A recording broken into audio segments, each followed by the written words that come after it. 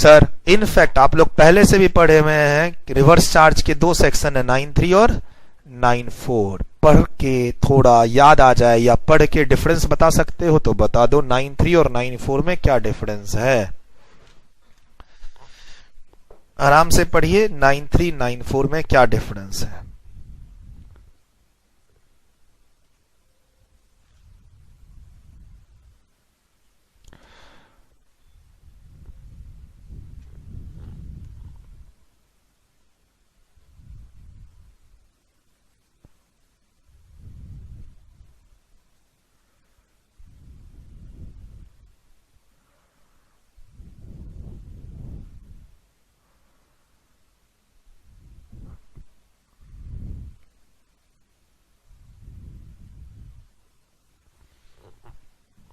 Sir क्या मिला difference?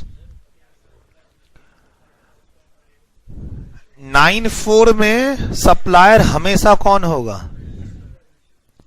Unregistered होगा, लेकिन 9.3 का सप्लायर रजिस्टर्ड भी हो सकता है और अनरजिस्टर्ड भी हो सकता है। ठीक है सर, सेक्शन 9 का पर्पस क्या था? जितने भी अनरजिस्टर्ड सप्लायर हैं, जितने भी अनरजिस्टर्ड सप्लायर हैं, अगर वो डील करते हैं किससे? रजिस्टर्ड रेसिपिएंट से। अच्छा एक डिफरेंस और है, एक डिफरेंस और है।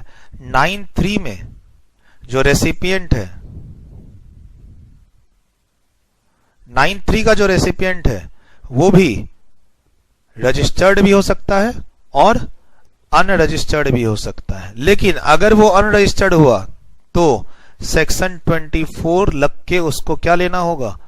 Mandatory registration. मतलब 9.3 वाला ट्रांजैक्शन कर रहे हैं जिसमें रिवर्स चार्ज लग गया और रेसिपिएंट कौन है? अनरजिस्टर्ड, तो उसको उसके कारण क्या लेना पड़ सकता है? रजिस्ट्रेशन। लेकिन 9.4 का जो रेसिपिएंट है, 9.4 का जो रेसिपिएंट है, ये तभी लगेगा जब ये रेसिपिएंट ऑलवेज क्या हो? रजिस्टर्ड हो। सर 9.4 का सिचुएशन में रेसिपिएंट हमेशा रजिस्टर्ड है एंड सप्लायर हमेशा अनरजिस्टर्ड है। रजिस्टर्ड रेसिपिएंट ऑलवेज रजिस्टर्ड है। रेसिपिएंट किसमें? 9.4 में। पहले इसका टारगेट था ऑल गुड्स और सर्विसेज पर ये लगाना, ऑल गुड्स और सर्विसेज। गवर्नमेंट ने 9.4 डाला था कि इकोनॉमी में 1 रुपया का भी ट्रांजैक्शन अगर हो रहा है, मैं अपनी कोचिंग सेंटर चला रहा हूं और मैं जीएसटी नंबर ले रखा हूं, अब मैंने 1 रुपए की भी डील किसी छोटे लेवल पे अनरजिस्टर्ड पर्सन से की है तो रिवर्स चार्ज में मुझे उसका कंप्लायंस करना पड़ेगा। टारगेट ये था, लेकिन ऐसा कर नहीं पाई गवर्नमेंट। ये सेक्शन 1 जुलाई 2017 को रोक दिया गया, इफेक्टिव नहीं किया गया, सस्पेंड करता ही चला गया गवर्नमेंट इसको। 1 साल, फिर 1 साल, फाइनली इसकी लैंग्वेज को चेंज किया गया। आपके सामने जो 9.4 की लैंग्वेज है वो चेंज्ड लैंग्वेज है। ओरिजिनल लैंग्वेज थी कि ये हर गुड्स और हर सर्विसेज पर अप्लाई होगा अगर रजिस्टर्ड सप्लायर इसको ले किससे? अनरजिस्टर्ड से। सर क्यों रोका गया इसकी एप्लीकेशन को? क्योंकि छोटे लोग मरने वाले थे इस सेक्शन की एप्लीकेबिलिटी से, क्योंकि जो बड़े लोग थे रेसिपिएंट, हम रजिस्टर्ड, हमने एक फरमान जारी कर दिया कि हमसे डील करना है तो तुम पहले जाके क्या लो। हम लोगों ने रजिस्ट्रेशन चैप्टर में भी पढ़ा था वॉलंटरी रजिस्ट्रेशन के फायदे। तो सर सेक्शन 9.4 कंप्लायंस के लिए आया था, लेकिन अल्टीमेटली इसको कहा गया कि ये छोटे छोटे बिजनेसमैन को तो मार ही देगा। छोटे बिजनेसमैन के पास 2 ही ऑप्शन अब बचेगा, क्या तो वो अपना बिजनेस बंद कर दे या रजिस्ट्रेशन ले ले। और रजिस्ट्रेशन की एक फाइनेंशियल ऑब्लिगेशन दे रहा था 9.4। तो प्रोफेशनल लेवल पे, इंडिया लेवल पे इसका काफी क्रिटिसिज्म हुआ कि 9.4 जैसा क्लॉज नहीं होना चाहिए। तो गवर्नमेंट ने बोला ठीक है, इसमें हम विचार करेंगे, फिलहाल इसको होल्ड करो, एप्लीकेबिलिटी को होल्ड करो, होल्ड करो, होल्ड करो, होल्ड करो। बाद में विचार यही आया कि चलो लैंग्वेज चेंज करते हैं, हम बोलेंगे कौन कौन से गुड्स, कौन कौन सी सर्विसेज को कौन कौन सा रेसिपिएंट जो रजिस्टर्ड है ले किससे, एनी अनरजिस्टर्ड, यानी सप्लायर को हमने डिफाइन नहीं किया नोटिफिकेशन में, हमने दो चीज नोटिफाई कर दी। एक, हर रजिस्टर्ड रेसिपिएंट पे ये नहीं लगेगा, ठीक। दूसरा, हर गुड्स और सर्विसेज पे ये नहीं लगेगा। यानी 9(4) कहता है टाइम टू टाइम हम नोटिफिकेशन निकालेंगे और कहेंगे कि ये कैटेगरी वाला बंदा बिजनेसमैन अगर रजिस्टर्ड है और इस कैटेगरी वाले गुड्स और सर्विसेज को ले रहा है तो उसको 9(4) लगेगा। फॉर एग्जाम्पल, रियल एस्टेट वाले बिल्डर्स अगर सीमेंट परचेज करते हैं तो वहां कंपलसरी 9(4) लगा हुआ है, अगर तुम वो सीमेंट अनरजिस्टर्ड सप्लायर से परचेज करते हो तो। लेकिन 9(4) के नोटिफिकेशन हमें डिटेल्ड में एनालाइज अभी नहीं करने हैं, आगे जरूरत पड़ेगी तो करेंगे, लेकिन अभी एनालाइज नहीं करने हैं। बट ध्यान रखना 9(3) और 9(4) का एक बेसिक डिफरेंस जो आप बोल रहे हो कि सर सप्लायर रजिस्टर्ड भी हो सकता है और अनरजिस्टर्ड भी हो सकता है, किसमें, 9(3) में, लेकिन 9(4) में हमेशा क्या होगा, अनरजिस्टर्ड। लेकिन 9(4) का एक और दूसरा पहलू है, 9(4) में रेसिपिएंट हमेशा रजिस्टर्ड होगा, लेकिन 9(3) में हो भी सकता है और नहीं भी। बोला सर नहीं हुआ तो मैंडेटरी सेक्शन 24 अगर आप लोग बच्चों को याद हो कि रिवर्स चार्ज 9(3) में अगर जीएसटी पे करते हैं तो उसके लिए क्या लेना पड़ता है, मैंडेटरी सेक्शन 24 का रजिस्ट्रेशन। तो लैंग्वेज देखिए क्या है, द गवर्नमेंट में on the recommendation of council. ये लाइन तो सर हर जगह मिलती है कि काउंसिल रिकमेंड करेगी और नोटिफाई कौन करेगी, government. Special category of goods और सर्विसेज। अच्छा सर, गुड्स का अलग नोटिफिकेशन आएगा, सर्विसेज का अलग आएगा, हाँ, जिस पर tax shall be paid under reverse charge basis by the, as if की वो सप्लायर है, एज इफ की वो लाइबल है, मैंने खरीदा है लेकिन क्या माना जाएगा, मैंने बेचा है टाइप। सप्लायर की जगह पे रेसिपिएंट जो रिवर्स चार्ज में जीएसटी पे करेगा, और अगर वो रजिस्टर्ड नहीं है तो उसको क्या लेना पड़ सकता है, रजिस्ट्रेशन लेना पड़ सकता है। यहां कहता है नया लैंग्वेज, अमेंडमेंट आ गई। मैंने क्या बोला था, इनिशियल जो लैंग्वेज थी 9(4) की उसको ड्रॉप किया गया, उसमें क्या था, all goods all services any registered recipient. अब कहा गया गवर्नमेंट नोटिफाई करेगी क्लास ऑफ रजिस्टर्ड पर्सन, ये बायर के बारे में बोला जा रहा है, who in respect of supply of specified category of goods received from N unregistered. यानी ये देखिए जो ले रहा है वो कौन है, रजिस्टर्ड। इसमें ऐसी लैंग्वेज नहीं लिखी हुई है, लेने वाले के लिए तो कुछ कहा ही नहीं है इसमें लेकिन कह रहा है लेने वाला क्या हो, रजिस्टर्ड, भेजने वाला क्या हो, देने वाला क्या हो, अनरजिस्टर्ड। लेकिन हम दोनों को नोटिफाई करेंगे, रेसिपिएंट को भी और गुड्स को भी। तो रिवर्स चार्ज का प्रोविजन लग के रेसिपिएंट सारे कंप्लायंस करेगा। सर इस लैंग्वेज को याद रख लेना एग्जाम के लिए, 2-3 मार्क्स लैंग्वेज याद करना है एग्जाम के लिए।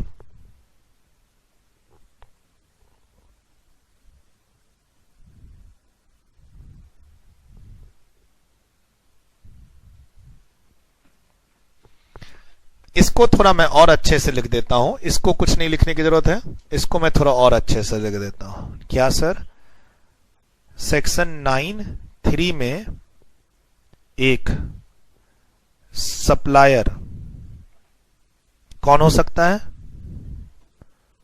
रजिस्टर्ड भी हो सकता है और अनरजिस्टर्ड भी हो सकता है। लिखिए, रेसिपिएंट भी रजिस्टर्ड हो सकता है और अनरजिस्टर्ड हो सकता है। और इफ अनरजिस्टर्ड है, इफ अनरजिस्टर्ड है तो क्या होगा, सेक्शन 24 मैंडेटरी रजिस्ट्रेशन लेना होगा। ऑल गुड सर्विसेज या नोटिफाइड कैटेगरी, नोटिफाइड लिखिए, नोटिफाइड गुड्स और services.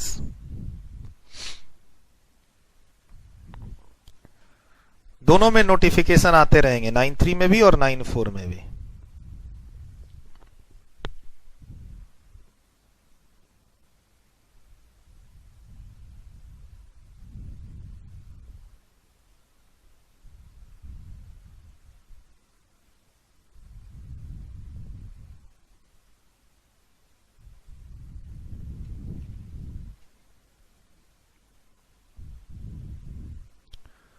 Reverse charge is mandatory even if supplier is registered. Even if supplier is registered.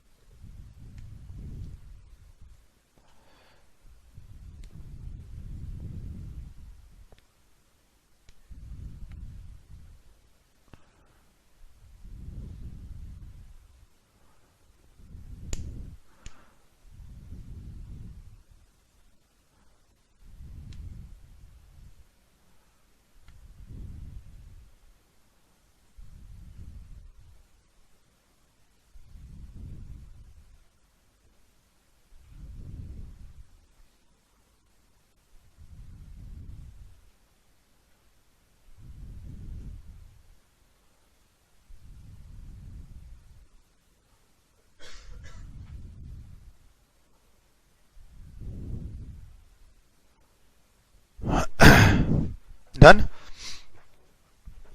Sir, reverse charge लग रहा है और अगर मैं रजिस्टर्ड हूं तो मैं क्या कहता हूं, सुनो रेसिपिएंट, छोड़ो तुम क्या दोगे टैक्स, मैं ही दे देता हूं, मैं तो रजिस्टर्ड हूं ही, टैक्स ही तो गवर्नमेंट को चाहिए।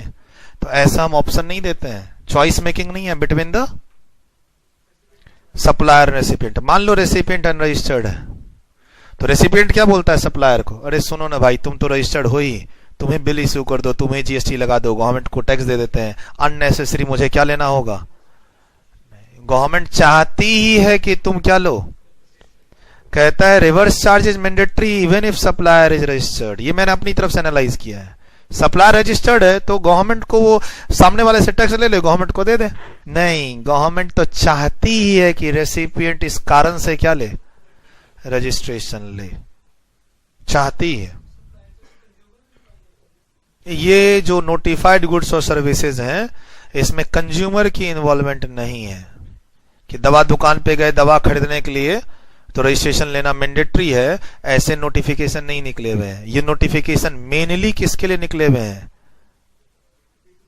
B2B ट्रांजैक्शंस के लिए, मेनली B2B के लिए। जैसे ऐसा नहीं कि मैं कार गया किराए पर लेने के लिए तो बोला रिवर्स चार्ज लगेगा, अब मैं जा रहा हूं पहले क्या लेने, रजिस्ट्रेशन। नहीं, गवर्नमेंट ने कदम फूक फूक के रखे हुए हैं।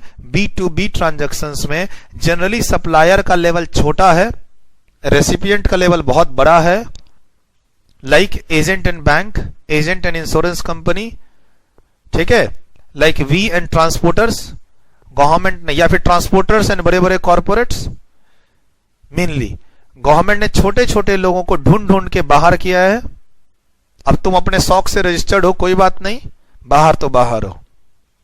और बड़े बड़े लोग या फिर जो वैसे ट्रांजैक्शन को बाय कर रहे हैं, रिसीव कर रहे हैं, उनको हमने किसमें फंसाना, किसमें रखना चाहा, रिवर्स चार्ज में। अब वो रेसिपिएंट बोलता है मैं रजिस्टर्ड तो हूं नहीं।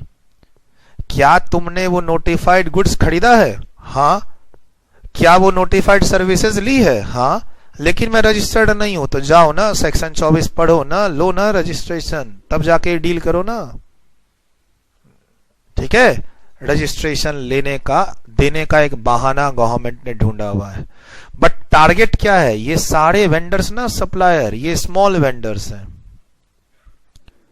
कोई एजेंट है, कोई ट्रांसपोर्टर है, कोई सिक्योरिटी एजेंसी सप्लायर है, कोई कार किराए पर देता है बड़े बड़े कंपनियों को। मान लो तुम्हारी 3 कारें हैं और जनपैक्ट जैसी कंपनियों को तुम किराए पर दे रखे हो, तो जनपैक्ट तो बहुत बड़ी कंपनी है और तुमने अपने 3, 5, 10 कारें किराए पर दे रखी है, रेंटिंग का काम करते हो, महीने का 1 लाख 2 लाख रुपए का बिलिंग होता है, तो मैं तुमसे क्यों कंप्लायंस कराऊं। अनऑर्गेनाइज सेक्टर है मोटर कार इंडस्ट्री, रेंटिंग, क्यों अब तुम तुम्हारा दिमाग लगाऊं। रिवर्स में मैं किससे ले लूंगा, बड़ी ऑर्गेनाइजेशन, बड़े बड़े कॉर्पोरेट से ले लूंगा, ऐसा। या ऐसे समझो गवर्नमेंट बोलती है हम क्यों कंप्लायंस करें, गवर्नमेंट से डील करोगे, रिवर्स चार्ज में तुम जीएसटी दो, जाओ हटो। गवर्नमेंट ने अपने आप को भी डाल दिया है कि अगर गवर्नमेंट कोई सर्विसेज दे रही है तो रिवर्स चार्ज में उस पर जीएसटी सामने वाला देगा, हम नहीं देंगे। और तुम बोलोगे सर गवर्नमेंट के पास तो कंज्यूमर भी जाता है दुकान का लाइसेंस लेने, डेथ सर्टिफिकेट, बर्थ सर्टिफिकेट, ये वो वीजा, सब एग्जाम्प्ट है। छोटी छोटी चीज जो कंज्यूमर वाली डीलिंग वाली चीज जितनी भी है ऑलमोस्ट गवर्नमेंट की, सब क्या है, एग्जाम्प्ट है। और बड़ी बड़ी जो गवर्नमेंट डील करती है कॉर्पोरेट के साथ, लाइसेंस 2G 3G 4G देना, माइनिंग का लाइसेंस देना, 2000 करोड़ रुपया लेना, वो सब में जीएसटी है भी और रिवर्स चार्ज में सामने वाला देगा। पर्पस ये है। लैंग्वेज तो पढ़ चुके हैं, 9.4 को एक और एनालाइज कर ले। 9.4 में सप्लायर जो है वो ऑलवेज क्या है, अनरजिस्टर्ड, और रेसिपिएंट पहले से ही क्या है, पहले से ही रजिस्टर्ड है।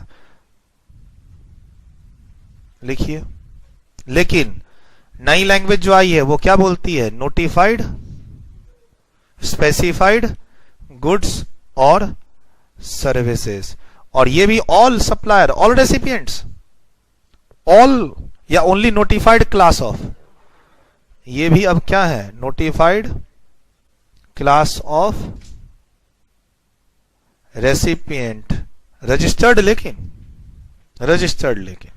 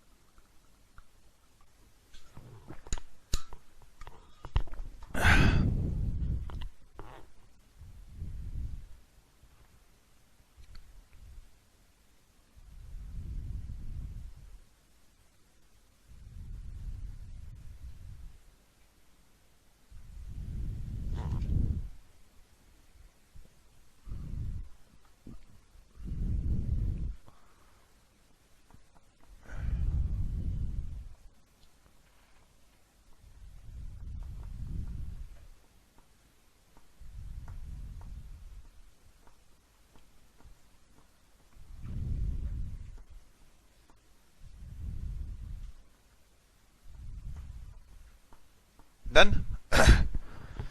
अब समझा तो मैंने दिया है, लैंग्वेज आपको अब याद करना है, ठीक है। और 9.3 9.4 को ना याद करो, काम चल जाएगा। अच्छा, 9.3 की लैंग्वेज को मत याद करो, काम चल जाएगा, लेकिन 9.4 को याद करना जरूरी है। 9.4 के अंदर के नोटिफिकेशन से इंपॉर्टेंट नहीं है, लेकिन 9.4 कब अप्लाई हो रहा है, दैट इज इंपॉर्टेंट। और 9.3 कि ये रीडिंग इंपॉर्टेंट नहीं है, अंदर में वो किस किस सिचुएशन में अप्लाई हो रहा है वो इंपॉर्टेंट है। लेकिन सर तुम 9.1 9.2 9.1 क्यों पढ़ेंगे 20% के लिए, 9.2 क्यों पढ़ेंगे, पेट्रोलियम प्रोडक्ट पे जीएसटी आगे आएगा उसके लिए। 9.3 9.4 रिवर्स चार्ज के केस हैं, बट बेसिक डिफरेंस पता चल गया।